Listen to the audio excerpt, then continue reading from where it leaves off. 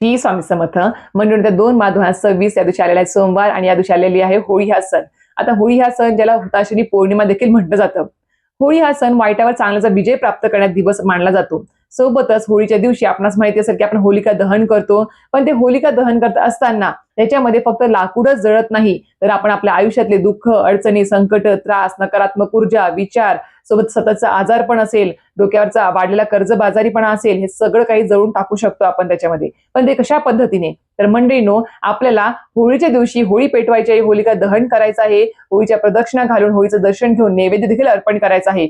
व सोबत या दिवशी आपण विशिष्ट काही गोष्टी जर आपण होळीमध्ये जर अर्पण केल्या किंवा टाकल्या तर नक्कीच आपल्या आयुष्यामध्ये सुख, समृद्धी, धन लाभ सुद्धा आपल्याला प्राप्त होऊ शकतो आणि उत्तम आरोग्याचा आपल्याला आशीर्वाद देखील प्राप्त होऊ शकतो. पण हे सगळं कशा गोष्टीमुळे होऊ शकणार आहे? तर त्या गोष्टी कुठल्या आहेत आणि त्याच्या मागचं आध्यात्मिक कारण काय आहे? त्याबद्दल संपूर्ण माहिती जाणून घ्यायची असेल तर नक्कीच माझे YouTube चॅनल शीतल स्वामी सेवा चॅनल व्हिजिट करा.